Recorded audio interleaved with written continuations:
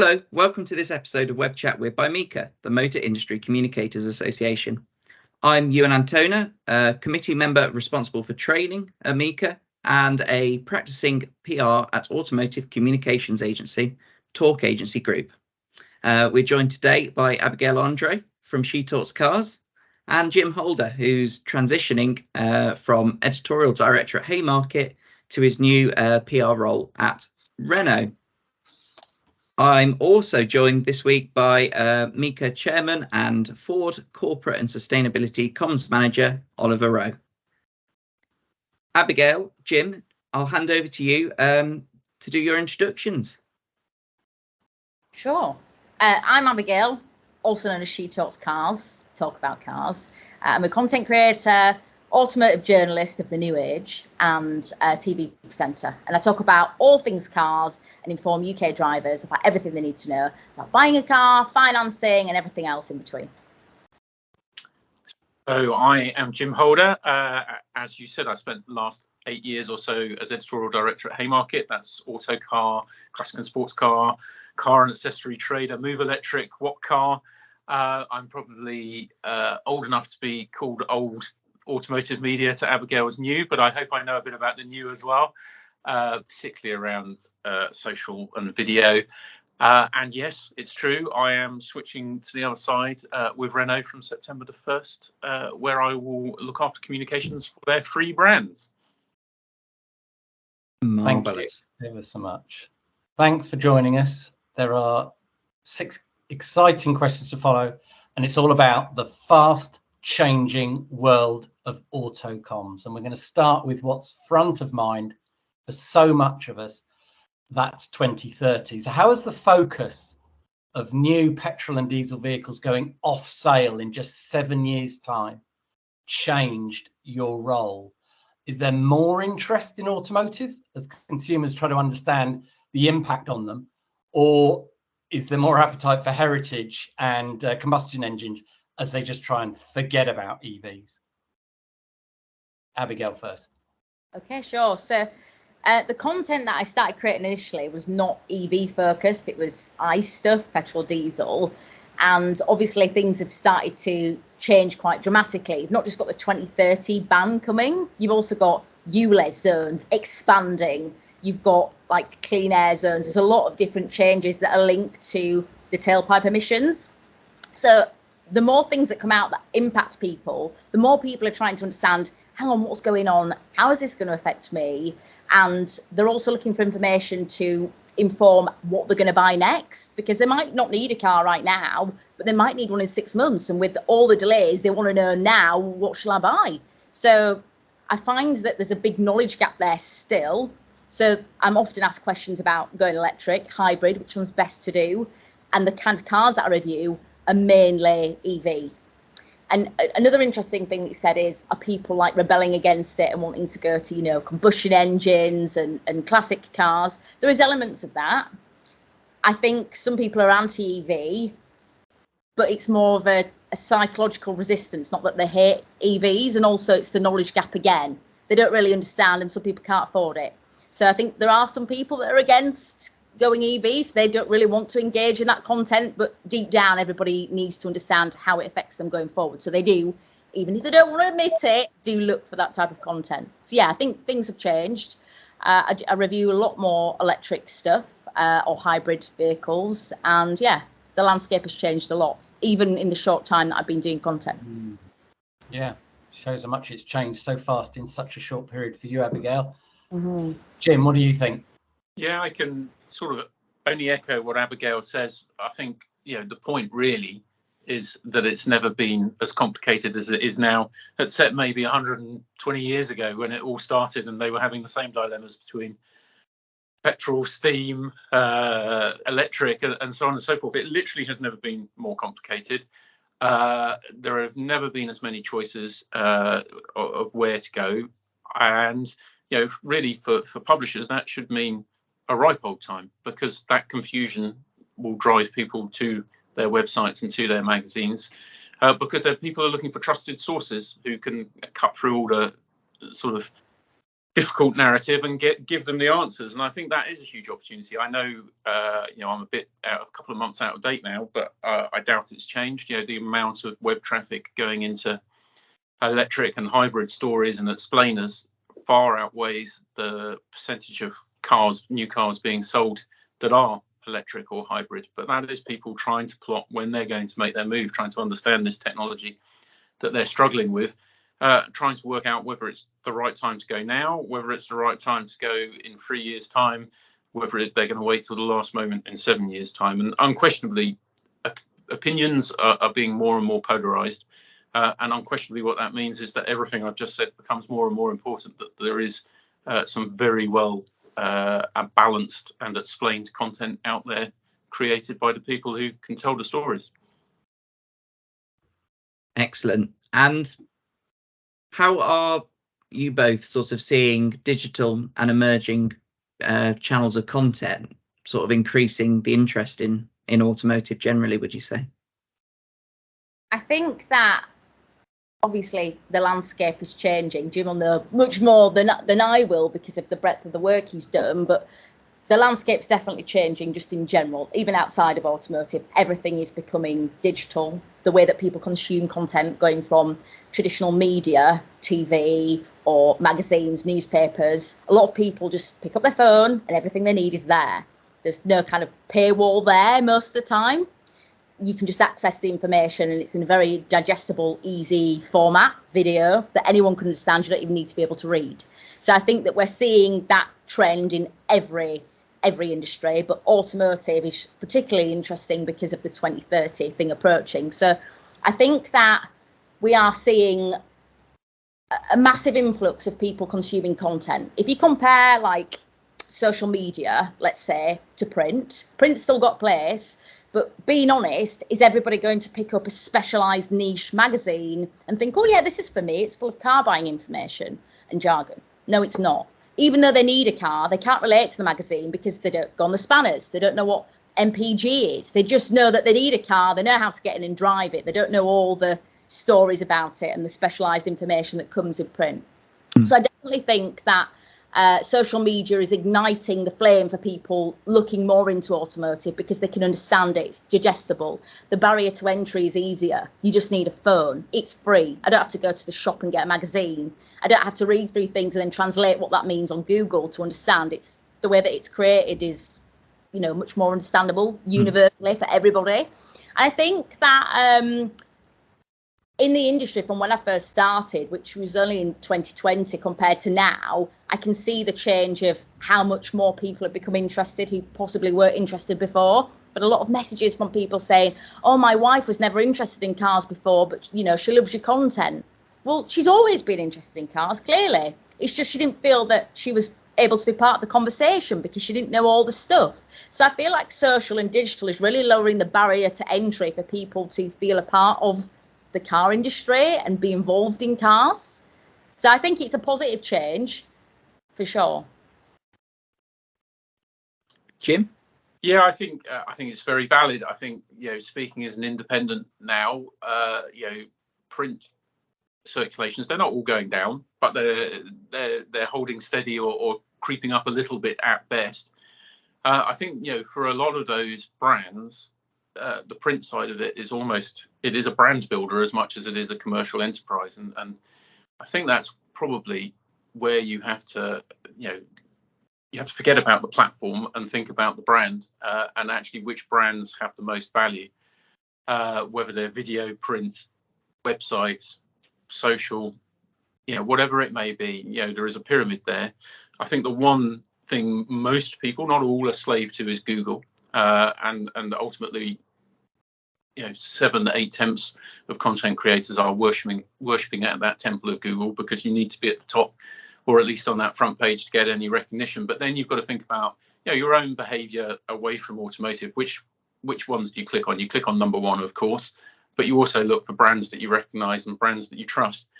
And I think perhaps another shift that's worth thinking about, what constitutes brands, and increasingly, particularly in video, I don't think it is always the established brand names. It's the individual and the human who's behind it. And obviously, Abigayle is a great example of that. Matt Watson is another great example of that. I can say it now, but my teenage kids have forever shown me Matt Watson videos, which used to infuriate me, but I can live with it slightly better now. Individuals are the brand, not necessarily the brand that's behind the brand. And I think that is a significant shift, and it opens up huge opportunities for people in positions to take advantage of it. That is so interesting. If my Wi-Fi holds, there's going to be 2 ads from me. Abigayle said it's free, it's on the phone, and it's now. And I'm just going to plug content on mica.org.uk, where we had terrestrial TV represented by Andy Willman, the producer of Top Gear on BBC, with Matt Carter from TikTok and growing the automotive content on TikTok. So from Top Gear to TikTok on mica.org.uk. If you're enjoying this episode of We Chat With and you work in automotive PR, marketing or communications, why not consider joining MICA as a member? You'll have access to a growing number of MICA masterclasses, training sessions, networking events and industry socials. Memberships start from just £15 for students and interns. Digital and emerging introduction of other platforms, is it at the expense of paid for magazines and other outlets' in-depth coverage and advice? I think you have to be realistic. These are commercial organisations who are feeling the squeeze like never before, and I think you have to recognise from the perspective of the last 18 months, 2 years, where a lot of these traditional publishers survived off the back of display advertising. One is not a car manufacturer that has been display advertising because they could sell every car that they built. And while I will defend to the absolute hilt, there's no in the commercial side and the editorial side. Clearly, one feeds the other. Teams have shrunk. They've shrunk to tiny levels of where they have been in the past. The workloads are off the scale. I know you can look at my own personal experience and see that cuts have been made to these teams. Now, that situation is easing, and I suspect will ease more. I think car manufacturers will have to go back to finding ways to sell their cars, including advertising. But what I want to see is whether the publishers will respond when the money starts coming in. Will they put it in the war chest, or will they spend it to grow those teams again? And particularly, will they grow and develop those teams into experienced people who can tell the stories in the way perhaps manufacturers would like them to be told? So I think you've got to wrap all of that into it. There is no question that in the UK media, I don't think it's always true of some of the other media around the world. I think particularly media in non-English speaking languages have been less impacted by the arrival of the internet.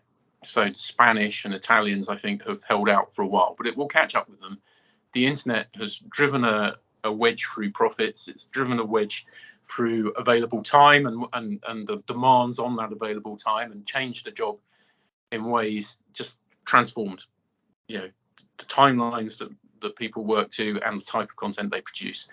But the pressure, I think you have to recognise the pressure that has put on the publishers, not all of them, but particularly the traditional ones. And you have to weigh all that up when you're seeing what kind of story you're going to get coming out the other side of any initiative you run. Abigayle, you spoke so well of those outlets where you read them and you have to Google Translate to get it in plain English. You've got 140,000 TikTok followers. Do you think that's at the expense of the consumer outlets and the traditional mags, or are they going to evolve like Jim hopes and we all hope? I think it's yes and a no. So yes, in the perspective that, we've seen like the likes of What Car, etc., go from print and also develop their digital offering, because you've got to. It's evolve or die. They've got a great YouTube channel. If you look at Autocar, great YouTube channels. They've had no choice. A lot of the information that you get from their magazine in print, they have got no choice but to put out in a digital way, because otherwise it's all for nothing because you've got to change. So it's just, that's the way the industry's going. I don't, it's been a natural, organic progression of change. It's just every industry has been affected. So I think, yes, in regards to, they've had to almost cannibalise part of their own audience because of the change, much like if you look at Google and how they've had to set up Bard, which is AI, which is cannibalising SEO. It's just the inevitable beast of change. But then, no, on the other side of things, because some audiences were never going to pick up a magazine. Look at women, for example.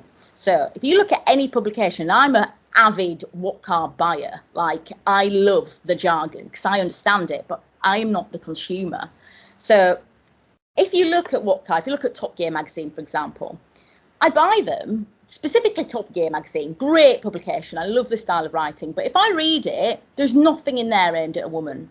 From the colours to the branding, to the style of writing, to the features, to the products that they recommend. It's never a woman's watch, it's a man's watch. They know their audiences, but how are they cannibalising, and how is digital cannibalising an audience that was never there in the first place?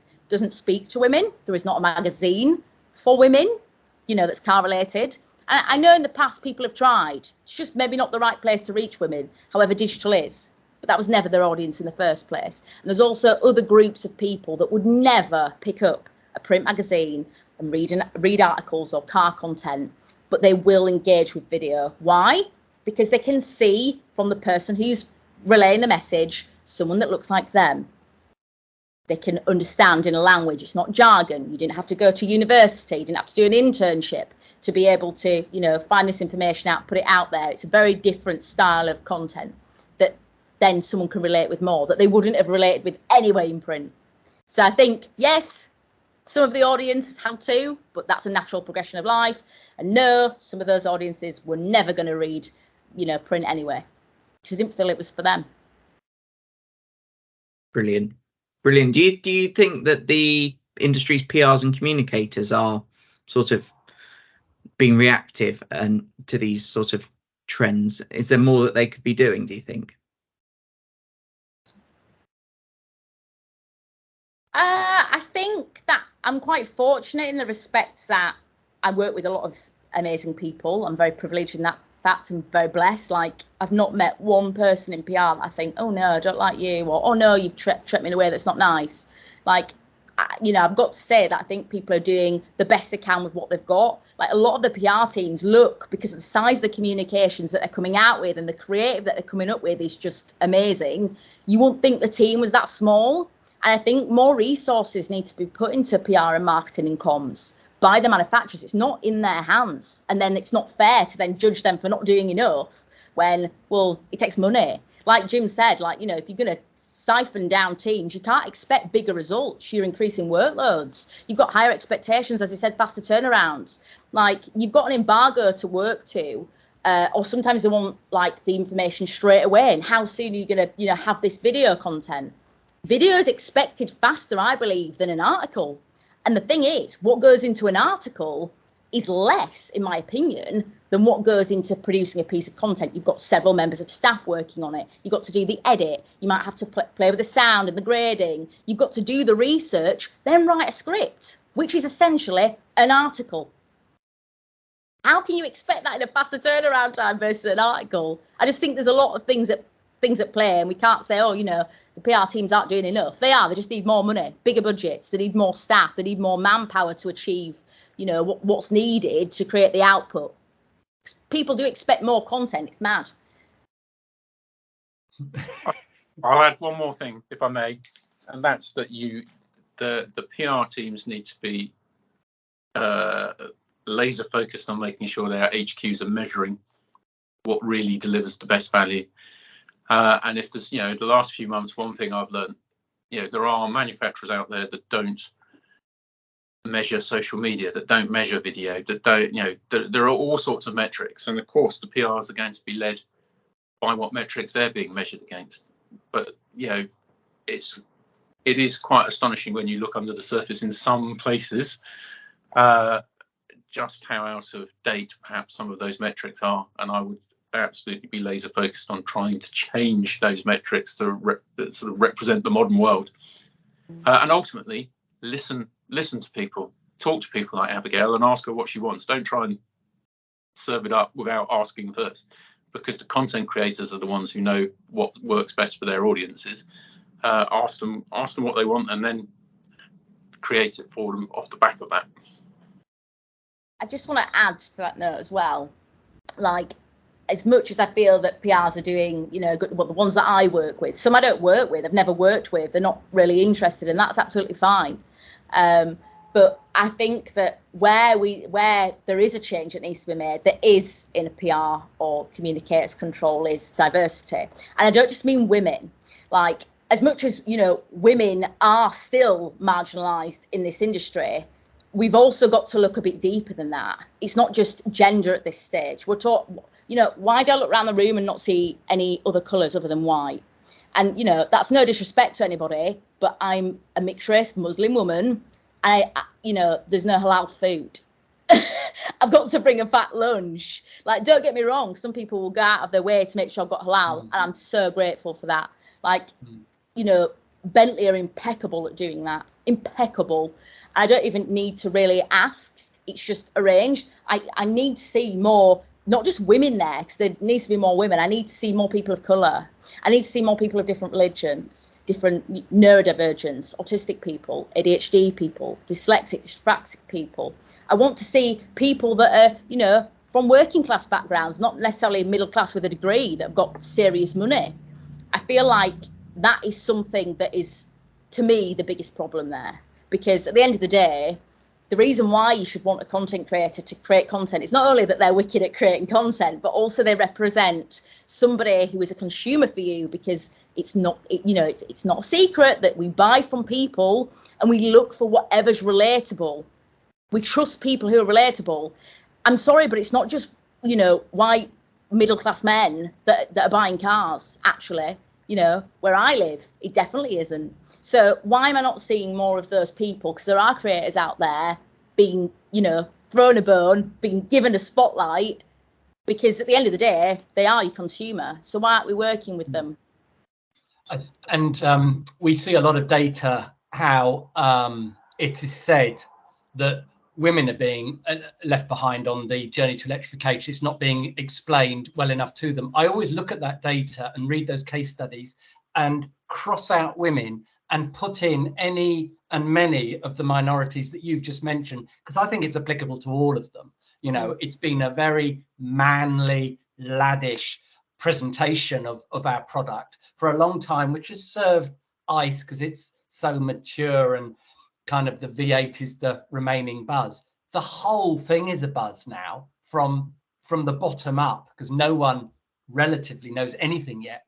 And so all those minorities got to be brought along the road. So that's something we're missing out on. What's the industry and its communicators doing well? What are we missing out on? I think we've covered a lot. We're missing out on sensible, accurate metrics and returns on investment within PR from Jim, and we're missing out on mixing it up beyond, white males that Abigayle said. Anything that's gone really, really well that the industry and its communicators are doing that we haven't touched on yet, Jim? Yeah, I'm going to just offer up, and I absolutely don't want to sound defensive, because I completely agree with everything that's been said, but I would say there are some amazing apprenticeship schemes that are seeking to change a lot of what we've discussed. And if I was talking to from the media side to the industry side, I would say seek out those apprentices and give them the opportunities, and encourage them and let them grow. And I understand every bit of criticism, but I do think probably the most sustainable way to make the change has to come from that apprenticeship, side of it, because that will bring people up through the industry, and that takes time. But when I look around the industry, there are some amazing schemes. That a huge amount more needs to be done, huge amount, and not enough is being done. But there is some progress there, and I think it would be wonderful to see the manufacturers trying to find those individuals and help them on that journey, because it's tough. It's really tough. An industry that's dominated by pale, stale males, tends to recruit pale, stale males, and it becomes self-fulfilling. So I think any attempts at change deserve support. What is the industry doing well otherwise? I think we have to recognise budgets work both ways. I've talked about the difficulties of media companies. I think it's also true, I'm about to discover this maybe, but budgets are not what they were in manufacturers, and you used the phrase return on investment. I think things are measured more and more. I think PR is particularly hard to measure, certainly compared to a marketing or a digital advert. It's super easy to measure compared to PR. And I think that difference for me is what needs to be celebrated. I'll say this cautiously because the world can change, but I'm particularly pleased to be joining a company where PR doesn't operate as a sort of small part of marketing. And I think that is, if you want the best of PR, that's quite important. I've never, from the other side of the fence, seen it work fully when marketing is running PR. And I think I would love to see a case study where it does actually make sense. But I think, so respect PR for what it is, take advantage of the freedoms of PR and that increased space, but be super cute on understanding how you measure the return on investment and making sure you are delivering value.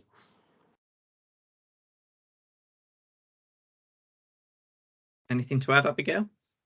Here. No, I agree with Jim. Obviously, he knows a lot more in this space than I do, but I agree. I was a previous marketing director, not in this industry, but I do have knowledge of marketing and branding. I love it. And I find it really odd sometimes that the two don't communicate. So a really good PR story could be coming out and the PR team absolutely killed it. Marketing know nothing about it. There's no communication. They're almost working in silos, but they could even be in the same office. And the thing is, if you've already got an opportunity there, why are we not maximising that, the energy, the time, the money that's been put into that thing? And it's not always just PR. Sometimes it's marketing are doing something and PR have got no idea. Imagine just working together. I'm sure it's more complicated than that, some brands, but I completely agree. And just to highlight something that I think people are doing particularly well. So from MICA's masterclass TV to TikTok, I met Jack Carter from TikTok. And we kept in touch because I'm a big advocate of TikTok. I've been telling people to get on TikTok since the dawn of time. That's what it feels like. And some have listened and some haven't. There we go. You can have a look on TikTok and see who has. But Peugeot and TikTok are something that I worked on. And I definitely believe that MICA had a hand in that because I wouldn't have met Jack otherwise. And then from there, I created a campaign for them, 12 assets, which is a huge amount. I even flew out to, the middle of nowhere, Sochaux, France, to film some stuff, and they let me have, creative direction of the full thing, which was fantastic. And it was really amazing to see a brand, an automotive brand, and one as big as TikTok, big as Peugeot, doing this. To me, that is amazing, and they killed it. TikTok actually published the results of this and said it's the most successful automotive campaign they've ever done. Then you've got other brands like Bentley who are leaning into it and doing really well. Then you've got Lotus who are leaning into it and doing really well. And I think more brands need to, take note really and do TikTok and not be scared of it just because they don't understand it. Just because you don't understand it doesn't mean that you shouldn't do it, because that's where the eyeballs are. And I used to hear the rhetoric of, it's only young people on there. Well, I'll show you the stats. The stats don't lie. The stats show that the demographic is clearly UK drivers, people 25 to 34 and older. They are car buyers. And I have had people tell me that from TikTok, they have purchased a brand new car, be it, a Cupra Formentor, a Cupra Born, a Mercedes CLA, lots of different types of, MG4, lots of different types of vehicles. It does work. How much more proof do people need? But those brands, Lotus, Peugeot, Bentley, are doing wicked at it. And others are coming on board as well with some really good content. BMW, JLR, it is starting to change. She Talks Cars speaks. Sorry, Euan. So just to sort of wrap up this web chat with, really, is sort of reflecting back on your career so far, and with the benefit of hindsight, take some time to think what you wish you would have known or done differently when you started out in the automotive sphere. Who wants to take that first? I can go first. Go on, Jim.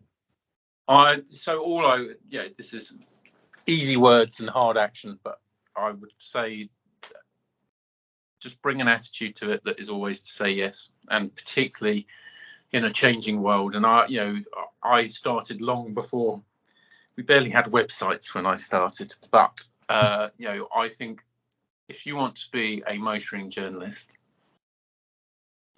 you need to be able to write, you need to have an understanding of SEO, an absolutely sort of gold-plated understanding of SEO. You need to understand social media, you need to understand video. You need to be across all of it. And actually, and this will be, some people will disagree, but I think the car knowledge and an enthusiasm for cars is almost second to that understanding of the media and the outputs. I think you have to learn a love of cars, and you have to have it, but I would always put the media side first. And I think to a degree, I think the manufacturers need to decide exactly what they want, who they want presenting